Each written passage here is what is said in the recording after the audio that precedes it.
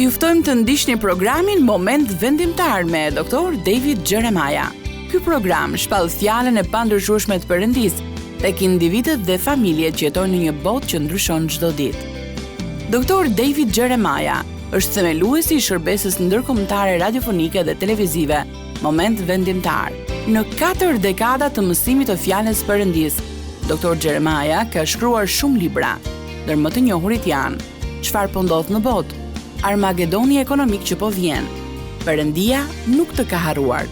Të kuptojmë 66 librat e Biblës. Mësimi i shëndosh biblik është thelbi i shërbesës së Dr. David Jeremiah. Ndaj mos u misni asnjë nga programet e tij. Ishte ora 10:15 shtatorit 2001 kur në qytetin e Dentonit në Karolinën e Veriut ra errësira. Më shumë se 1400 njerëz e gjetën veten pa energji elektrike, që është shumë e rëndësishme në një qytet me një popullsi totale prej 1660 vjetësh. Pak më vonë atë mëngjes, banorët e Dentonit që kishin ende pak bateri në telefonat e tyre arritën të lexonin këtë mesazh në faqen e Facebookut të Duke Energy, kompanisë së shërbimeve në zonë, ja se çfarë shkruajnë: ndërprerja e madhe e energjisë ka prekur klientët e Duke Power në qytet dhe në fshatrat përreth tij. Zjarri në stacionin e kompanisë Duke Power është shuar, por për të kthyer energjinë duhen bërë riparime të mëdha. Pra, një zjarr në stacion kishte shkaktuar ndërprerjen e energjisë. Por çfarë shkaktoi zjarrin? Pas një hetimi të shpejtë dhe të detajuar, punonjësit e Duke Energy zbuluan se burimi i zjarrit nuk ishte një deg peme e rrëzuar, që është edhe shkaku më i zakonshëm. Nuk ishte një makinë që goditi shtyllën elektrike. Nuk ishte as ndonjë pajisje që keq funksionoi dhe as ndonjë lloj sabotimi i qëllimshëm. Jo, fajtor pas ndërprerjes së energjisë në Denton ishte një gjarpër.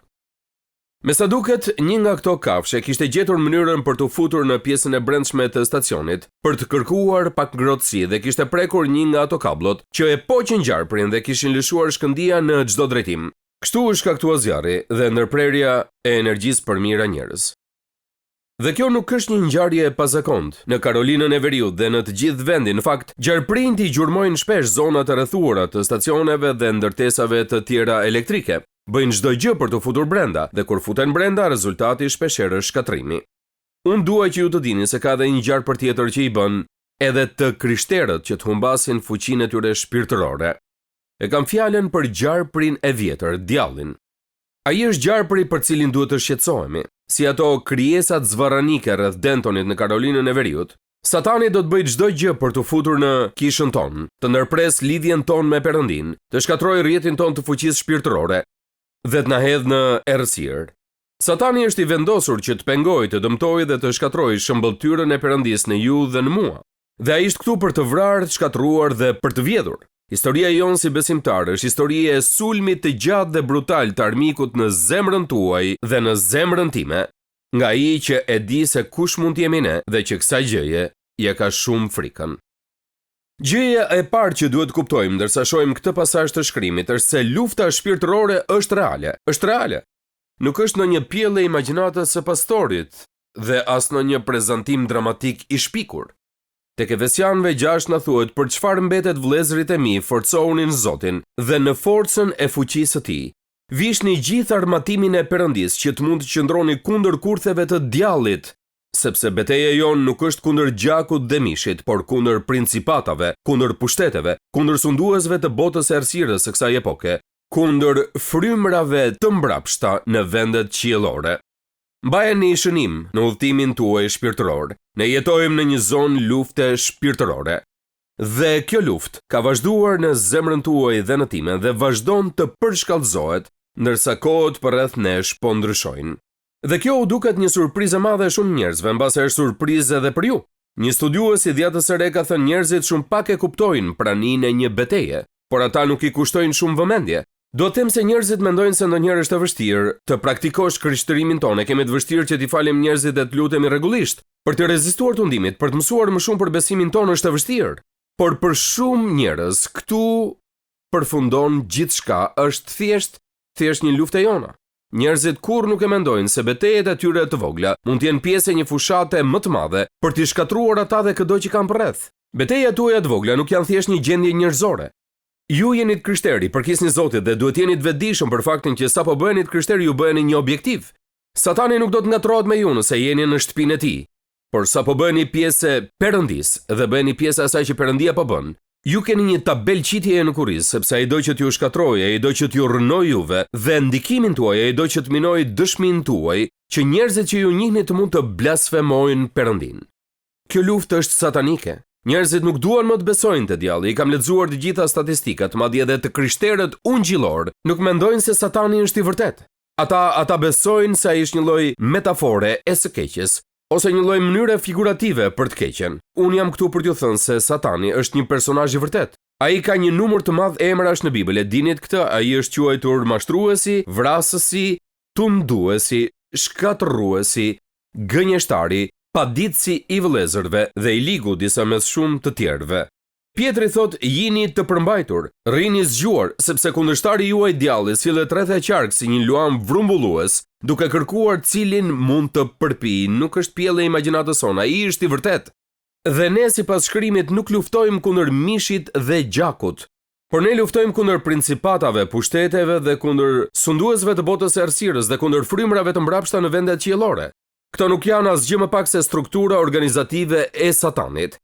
Principatat janë oficerët drejtues, pushtetet përshkruajnë stafin, sunduesit janë komandantët e divizioneve dhe ushtrisë shpirtërore të skeqes, janë demonët e zakonshëm. Armiqtë tanë nuk janë njerëz. Ne duhet ta hedhim pas krave, këtë mendonin se armiku juaj është njeri, jo ai nuk është njeri. Armiku juaj është e keqja pas atij njeriu. Armiku juaj është ai që e bën atë njeri të bëjë atë që bën, por që s'duhet ta bëjë. Satani i përdor njerëzit për të na përndjekur, për të na gënjur, për të na mashtruar dhe lënduar, ndonjëherë dhe që të na vras. Armiku ynë i vërtet fshihet pas hijeve të botës së padukshme, duke i lëvizur njerëzit sigur në një tabel shaut kohës. Për sa kohë që ne i shohim njerëzit si armiq dhe luftojmë kundër tyre, ne do të kalojmë jetën të padobishëm, ne po harxojmë kohën tonë. Nuk është ai njeri që po ju çmend, është forca pas atij njeriu që po ju a bën jetën të mirë, është e keqja tek ai person, është Satani që po fiton mbi sjelljen e atij njeriu. Pra lufta është satanike, por vini e re së dyti është strategjike. Fjalët në këtë pasazh janë të gjitha shumë të rëndësishme. Vishni gjithë armatimin e Perëndis që të mund të qëndroni kundër kurtheve të djallit. Çfarë janë kurthet? Fjala kurth nënkupton një strategji, një plan lufte. Në gjuhën greke është fjala methodia. Satani ka një strategji të mirë ndërtuar, një metodë të mirë ndërtuar, dhe ai po e vën në zbatim strategjinë e tij ditë pas dite, çast pas çasti. Pali thot që të mos na mposht Satani, sepse ne i dim qëllimet e tij. Satani ka shumë mjete, me të cilat përpiqet ju lëndoj juve dhe mua.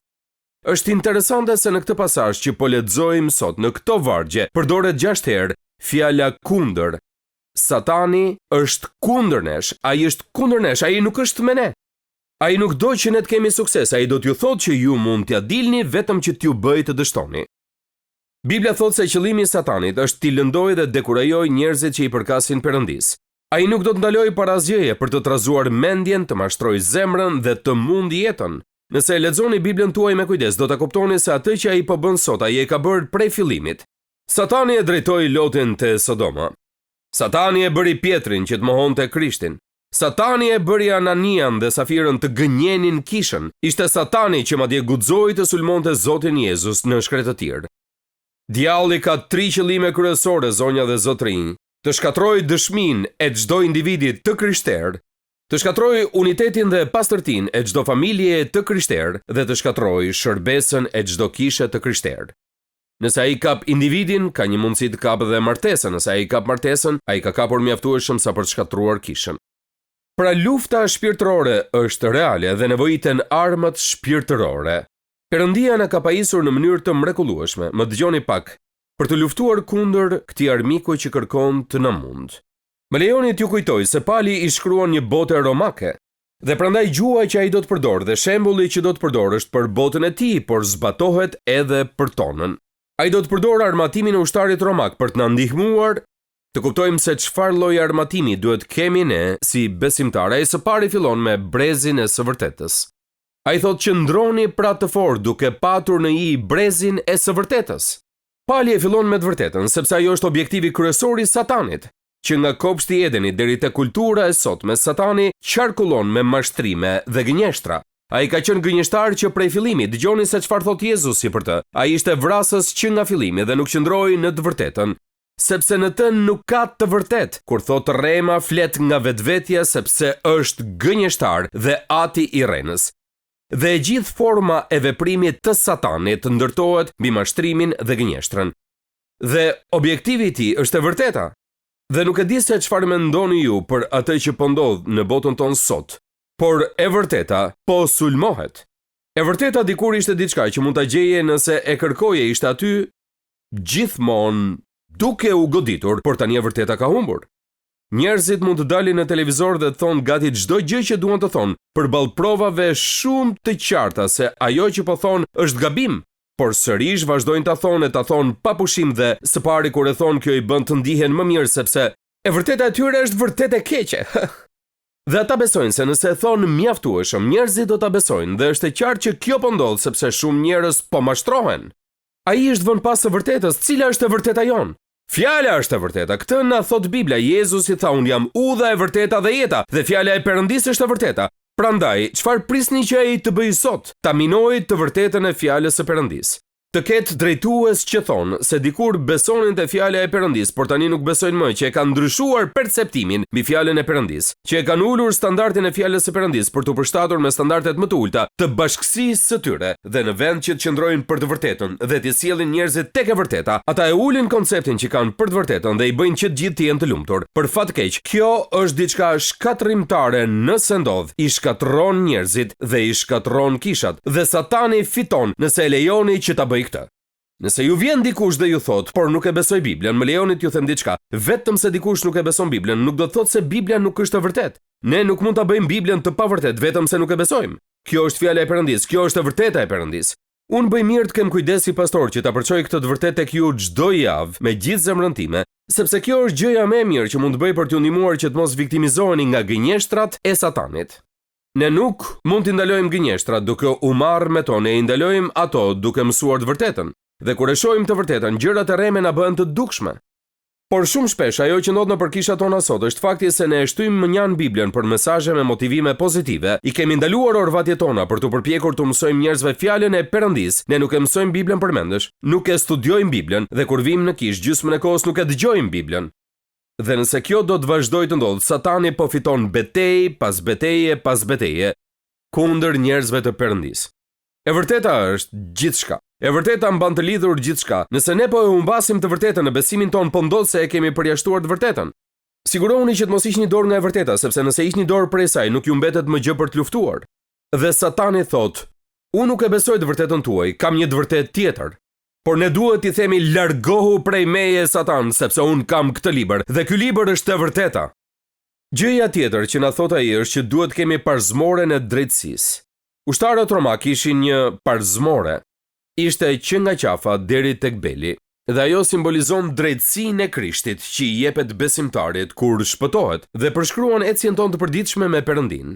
Kjo parzmore është mbrojtje e Perëndisë për zemrën tonë, për të gjitha organet jetësore, të qenjes sonë shpirtërore. Dhe ja ku qëndron e bukur e kësaj, ku e marrim ne këtë parzmore të drejtësisë? Ne e morëm te kryqi, ne e morëm në çastin që u shpëtuam. Kur ne u shpëtuam, Perëndia mori mëkatin ton mbi veten dhe na dha drejtësinë e tij, dhe drejtësia e tij është parzmorja jon, është ajo që na mbron. Kur Satani vjen dhe na akuzon, ai mund të thotë çdo gjë që do të thotë, por ja ku jam ende po qëndroj në drejtsinë e Jezus Krishtit. Unë e di që David Jeremia dështon, por Jezusi nuk dështon kurrë, prandaj nëse do të më sulmosh mua, duhet kalosh përmes Jezusit, sepse Jezusi është mbrojtja ime. Pastaj ai na thotë që ti mbathim këmbët me ungjillin e paqes. Ushtarët romak vishnin sandale me proka në sholl për t'u dhënë atyre qëndrueshmëri në betejë. Nëse duhet qëndrojmë dhe do të rezistojmë, ne duhet të mbathim këmbët me ungjillin. Tani më lejoni që t'ju kujtoj për diçka. Kjo nuk është një strategji për të krishterët që t'i kundërvihen Satanit. Nuk është as pak e tillë. Nuk duhet të zgjohemi çdo mëngjes dhe themi mirë sot do t'i vijmë pas djallit dhe dëgjoj njerëzit ta thonë gjithkohës, unë do ta bëj djallin që dhe pastaj tregojnë se çfarë do të bëjnë.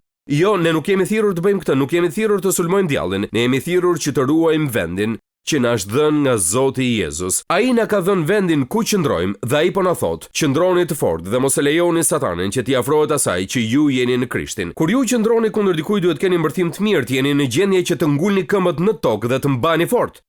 Dhe Pali po e përdor këtë për të na kujtuar se ajo që na jep një strategji kundër sulmeve që do të na bëj armiku është fuqia e Ungjillit. Ne jemi të fortë sepse ne jemi pjesë e narrativës së Ungjillit. Krishti ka ardhur dhe na ka shpëtuar. Ne qëndrojmë në fuqinë e Ungjillit. Ne kemi veshur këmbët me Ungjillin dhe i kemi ngulur këmbët thellë në tokë. Dhe Satani nuk do të mund na lëviz sepse ne e dim se kush jemi, ne e dim se çfarë ishim dhe e dim se cili është ndryshimi. Është Ungjilli i Jezus Krishtit. Ai na ka bërë këta që jemi. Ungjilli i paqes është e vërteta e mrekullueshme se në Krishtin ne nuk jemi marrë miq me Perëndin. Ne qëndrojmë në sigurinë e dashurisë së Perëndisë për ne, dhe ne qëndrojmë në fuqinë e Zotit dhe kundërshtojmë të keqen që na vihet pas. Nuk mund të na kap për shkak të asaj që kemi qenë, sepse parzmorja e drejtësisë është me ne. Nuk mund të na lëviz nga ajo që besojmë, sepse e vërteta është përreth nesh. Nuk mund të pushtoj territorin ton, sepse ne i kemi ngulur këmbët fort në tokën e Ungjillit dhe po mbahemi fort. Dhe pastaj ai flet për mburojjen e besimit. Kjo mund të jetë pjesa ime e preferuar e armatimit mbi të gjitha, duke marrë mburojjen e besimit me cilën mund të shuani të gjitha shigjetat e zjarrta të ligut. Tani, muroja romake ishte 120 cm e gjatë, prej drurit dhe e mbuluar me lëkurë të fortë. Dhe ushtari e mbante përpara vetes. Besoj keni parë ndonjëherë mburoja policie, ata marrin disa mburoja të mëdha sa herë që shkojnë për të bërë ndonjë mësymje, përpara lëvizin oficerët me mburoja të mëdha dhe të tjerët pas. Kjo është edhe ajo për të cilën po flasim këtu. Ata kishin mburoja të tilla, në atë kohë nuk kishin metale dhe materialet elastike që kemi ne, por kishin lëkurëra të forta. Dhe shpesh herë, kur dikush shkonte të luftonte kundër këtyre ushtarëve, ngjyente majat e shigjetave të tyre me një lëng të djegshëm dhe i vinte zjarrin dhe pastaj me këto shigjeta të ndezura qellonin armikun. E po, mburoja e besimit ishte ndërtuar për të shuar këto shigjeta që ato të mos u lëndonin dot. Fjalët e urta 30, vargu 5 thot: çdo fjalë e Perëndisë është rafinuar me zjarr, ai është një mburojë për atë që gjen stret tek ai. Psalmi 18:30 thot: rruga e Perëndisë është e përsosur. Fjala e Zotit është pastruar me anë të zjarrit, ai është mburoja e të gjithë atyre që gjejnë stret tek ai. Ne do të flasim për këtë pas pak çastesh, por Perëndia na ka dhënë rrugën për të mos u lënduar kurrë nga asnjë nga shigjetat e zjarrta të armikut. Çdo gjë që ai provon për të na goditur dhe për të na plagosur. Përpara se të shkojmë aty, kemi një pjesë të armatimit për cilën duhet flasim dhe kjo është përkrenarja e shpëtimit. Merrni edhe përkrenaren e shpëtimit. Përkrenarja e shpëtimit në armatimin romak ishte për të vendosur në kokë, për të mbrojtur në mënyrë që truri të mos dëmtojë nga asnjë lloj aksidenti, sepse truri është pjesa kryesore, nëse dëmtohet ai jeni të vdekur. Prandaj përkrenarja e shpëtimit ishte simboli i mbrojtjes së mendjes suaj, i mbrojtjes së trurit. Satani sulmon mendjen tuaj, ai sulmon mendjen time, ai kërkon që të na devijojë nga thjeshtësia e Ungjillit dhe të vërtetës. Kur mendjen tonë kontrollon Perëndia, Satani nuk mund t'ju kap, sepse mendja juaj është porta hyrëse drejt shpirtit. Si mund të degradojmë? Ne mund të degradojmë për shembull përmes pornografisë. Pornografia futet mendjen tuaj dhe pastaj njollos gjithë qenien tuaj. Mendja juaj është shumë vendimtare dhe a mund t'ju them që të bëni një inventar të gjërave që keni në mendje, të atyre që shihni në internet, atyre që shihni në televizor, të gjërave që lexoni, të gjërave me të cilat mbushni mendjen, sepse herët avon nëse lejoni që mendja t'ju njolloset, ajo do të degradojë gjithë qenien tuaj dhe do të jeni njeri i rënuar. Duhet ta mbroni mendjen tuaj. Siç e dini shumë prej jush, jam shumë i interesuar për atë që po ndodh në kulturën tonë sot, ku po përpiqen të vendosin nëse duhet vendosen kufizime, se sa herët fëmijët mund të përdorin internetin dhe në disa vende nuk mund të futesh në internet derisa të arrijnë në një farë moshe. Unë jam shumë dakord me këtë, sepse tani interneti po shkatron shumë nga të rinjt tan, po shkatron një pjesë të fëmijëve tan, po i pushton me gjëra të pakuptimta, ndërkohë që duhet të mësojnë të lexojnë, të shkruajnë dhe aritmetikën, por po mësojnë shumë gjëra që janë të pakuptimta, që janë vetëm humbje kohe dhe po i shkatrojnë ata. Mendjet e fëmijëve tan janë të rëndësishme. Mendja juaj është e rëndësishme, mendja ime është e rëndësishme. Unë duhet të sigurohem që ta mbush mendjen time me gjëra të duhura në mënyrë që e keqja të mos gjej vend për të ekzistuar aty kur të trokas. Ne nuk mund ta largojmë të keqen nga mendja jonë duke u krekosur dhe duke thonë unë nuk do ta lejoj që të më ndodh mua. Jo, duhet ta zgjidhni këtë duke u siguruar që e vërteta të rrjedh në mënyrë të vazhdueshme në mendjen tuaj dhe e vërteta do ta largojë të keqen për ju. Por nëse nuk e bëni këtë, do të ktheni kokën pas dhe do doni ta kishit bërë. Nëse shohim të gjitha Pjesët përbërëse të armaturës romake, të gjithat deri tani kanë qenë me qëllim mbrojtje. Gjëra që ne i veshim për të parandaluar që të na ndodhë ndonjë gjë, por kemi edhe një armë sulmuese. Dhe është kënaqësia ime t'ju tregoj për këtë, sepse është një mjet vërtet i mrekullueshëm. Shpatën e frymës, që është fjala e Perëndis. Mund të thoni, o pastor, mund të jetë Bibla? Jo, nuk është Bibla. Shpata e frymës janë thënjet nga Bibla që i drejtohen specifikisht një objektivi të caktuar, apo diçkaje që po ndodh në mendjen tuaj, në zemrën tuaj. Kur ne e përdorim shpatën e frymës, ne e bëjmë sepse kemi mësuar një pjesë të shkrimit. Dhe kur vijnë çaste të tilla kur ne gjendemi nën sulm, e dim se ku të shkojmë për të marrë shpatën e dur, pra shkojmë te arsenali që është ky libër dhe marrim një shpatë dhe këtë shpatë e përdorim kundër armikut. Atëherë fryma e çoi Jezusin në shkretë të tjerë që djalli ta tundonte. Dhe mbasi agjëroi 40 ditë e 40 net, në fund e mori uria. Atëherë tunduesi Satani pasi ju ofruai tha, nëse je biri i Perëndis, thuaj që këta gur të bëhen buk. Me fjalë të tjera, Jezus e di që je i uritur dhe ti je krijuesi, nuk e pse del të kërkosh ushqim. Këtu përreth nuk ka ndonjë fast food, mjafton thuash gur bëhuni buk. Dhe Jezusi i tha, është shkruar. Ja ku e kemi, është shkruar. Njeriu nuk rron vetëm me buk, por me çdo fjalë që del nga goja e Perëndis. Ja pra, prite këtë. Dhe Satani prapsohet, por ai nuk hoqi dorë. E dini që Satani nuk është akuzues vetëm një herë. Ai vazhdon t'ju sulmojë pa pushim. Prandaj historia vazhdon. Atëherë djalli e çoi në qytetin e shenjtë dhe e vendosi në majtë të tempullit dhe i tha, nëse je biri i Perëndis, hidhu poshtë sepse është shkruar. Ai do t'u japë urdhër engjëjve të tij për ty. Me fjalë të tjera, Jezus na bëi një shfaqje. Organizon një shfaqje për të gjithë. Hidhu nga maja e ndërtesës së tempullit dhe kur të biesh do të shpëtosh dhe të gjithë do të thonë, "O, shiko se sa njeri i madh është ai." Jezusi i tha, "Është shkruar." Ai nxjerr një shpatë tjetër. Jezusi i tha, "Është shkruar gjithashtu, mos e tundo Zotin, Perëndin tënd." Çdo herë që Satani e tundoi Jezusin, çfarë bëri Jezusi? Ai nxori një thënie nga Bibla, ai nuk i nxori përpara gjithë Biblën. Ai e dinte se ku ishin thënjet që do ta shkatronin sulmin e Satanit, dhe ai vazhdoi të nxirrte këto shpata, dhe ja se cila është mrekullia. Do t'ju befasoj. Të gjitha këto shpata janë nga libri i ligjit për të rirë. Kush e lexon ligjin e për të rirë? Jezusi e lexoi ligjin e për të rirë. Dhe e dini se te ligji i për të rirë kemi shpata ka shpata në çdo libër të kësaj Bible, dhe kur ne lexojmë Biblën, fillojmë t'i marrim këto shpata dhe her pas here, ndërsa ecim dhe diçka mund na dalë përpara dhe ju vjen në mendje një varg nga shkrimi, mbase keni vite pa menduar për të, por është një varg që e keni ruajtur në kujtesën tuaj, dhe Perëndia e përdor atë varg për t'ju ndihmuar që ta mposhtni një tundim apo të keni përgjigjen e duhur ndaj një akuze. Bibla thotë se nëse doni që t'jeni të fortë në përpjekjet tuaja për të mposhtur armikun, duhet jeni një shpatar i Zotit. Duhet të mësoni se si ta përdorni fjalën e Perëndis.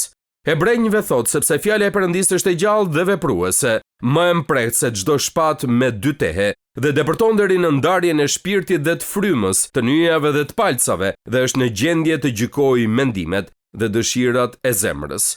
Kjo është fjala e Perëndis, dhe në fjalën e Perëndis ka shumë shpata. A dini ndonjë ju? A e keni ndërtuar arsenalin tuaj, arsenalin personal? E dini, mund thoni, po cilën duhet të përdor? Mos ma bëni mua këtë pyetje, ju tashmë e dini. Ju e dini se si përqaset Satani. Ju e dini apo jo? Ajo që ai bën më shpesh për t'ju dekurajuar, për t'ju kërcënuar, për t'ju nënvlerësuar, çfarëdo që ai bën në arenën e betejës, do të gjeni diçka specifike për veten tuaj. Nuk keni pse të kërkoni shumë. Madje mund të gjeni një edhe te ligji për të rirë, kur nuk i dihet. Pra ajo që duhet ju them është kjo: ju keni në fuqinë tuaj çdo gjë që ju nevojitet për të qenë fitimtar kundër armikut. Nuk keni pse të jeni viktim, mund të jeni fitimtar. Ju nuk keni pse të mundeni, ju mund të jeni fitimtar të luftësuaj, por kërkon pak përpjekje nga ana juaj dhe nuk mund vazhdoni ta shpërfillni këtë sikur nuk ekziston. Dhe thoni, po unë nuk besoj në këtë pjesë të Biblës, po kjo është e trishtueshme. Më kujtohet që kam dëgjuar një histori për Napoleonin, gjatë përpjekjeve të tij për të pushtuar çdo qytetërim që njihej në botë. Një ditë në një takim me oficerët e tij madhor, ai hapi një hartë të madhe të botës dhe tregoi një vend specifik dhe tha: "Zotrinj, nëse nuk do të ishte kjo pikë e kuqe, unë mund ta pushtoja botën dhe kjo pikë e kuqe përfaqësonte Britaninë e Madhe." Të njëjtin komb ushtritët cilit e mundën përfundimisht Napoleonin në betejën e Waterloos. Në një mënyrë të ngjashme përfituroi Satanin të rrethuar nga ndjekësit e tij që flasin për planet e tij për sundimin shpirtëror. Mund t'i shohë miqtan që tregojnë kodrën e Kalvarit ku derdh gjaku i Jezusit dhe mund ta dëgjoj Satanin të thotë nëse nuk do të ishte ajo pikë kuqe, mund të sundoja botën.